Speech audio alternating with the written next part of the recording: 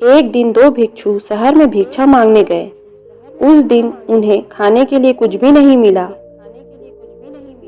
इससे कोई फर्क नहीं पड़ता था कि भिक्षुओं को अलग अलग क्या मिलता है, क्योंकि सभी भिक्षु आकर भोजन को बुद्ध के चरणों में रख देते थे। वह उस भोजन को बांट देते थे ताकि हर किसी को कुछ न कुछ मिल सके, कोई भी भूखा ना रहे।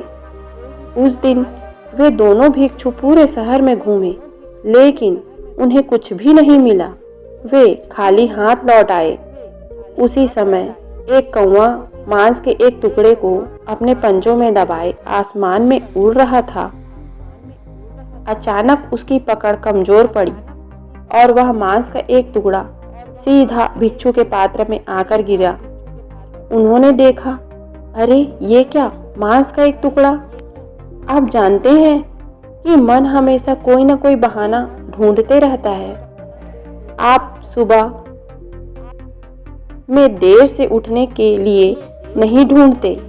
इसलिए भिक्षु गौतम बुद्ध के पास आए और कहा, देखिए, आपने हमेशा हमसे कहा था कि हमें मांस नहीं खाना चाहिए। हमें इससे कोई ऐतराज नहीं है, लेकिन आपने हमसे यह भी कहा था कि हमारे पात्र में जो कुछ भी मिले उसे हमें खा लेना चाहिए, चुनना नहीं चाहिए। एक भिक्षु को यह नहीं देखना चाहिए कि वह क्या खा रहा है, जो भी मिले उसे खा लेना चाहिए। आपने ऐसा कहा था बुद्ध। अब हमारे पात्र में मांस आकर गिर गया। अगर हम उसे खाते हैं तो हम एक नियम तोड़ेंगे, लेकिन अगर हम उसे नहीं खाते हैं तो हम दूसरा नियम तोड़ेंगे। हमें क्या करना चाहिए बुद्ध? बुद्ध ने सोचा कि इंसानी दिमाग ऐसा ही है। गौतम बुद्ध ने इस पर विचार भी किया। वह किसी बात को दूरदर्शिता से सोचते थे। उनके लिए सिर्फ आज का समय महत्वपूर्ण नहीं था। इसलिए उन्होंने सोचा कि अगले 2-2,500 सालों में किसी और कौवे का किसी दूसरे भिक्षु के पात्र में मांस का टुकड़ा गिराने की संभावना क्या है। करोड़ों में एक मौका ऐसा हो सकता है। इसलिए उन्होंने कहा, तुम इसे खा लो। एक भिक्षु को चुनना नहीं चाहिए, वह ज़्यादा महत्वपूर्ण है। आज मांस आपके पात्र में गिर गया, उसे खा लीजिए, चुनिए नहीं।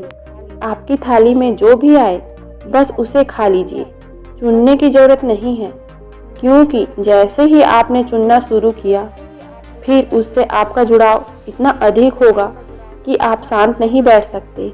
मन इतना चंचल है कि हम यही सोचते रहेंगे कि हमें ये मिले, हमें वो मिले। इसलिए दोस्तों, हमें कभी भी चुनना नहीं चाहिए। तो दोस्तों, कैसी लगी ये गौतम बुद्ध की छोटी सी कहानी? अगर कहानी पसंद आती है तो मेरे चैनल को लाइक कर दीजिएगा, सब्सक्राइब कर दीजिएगा और शेयर भी कर दीजिएगा दोस्तों। धन्यवाद दोस्तों।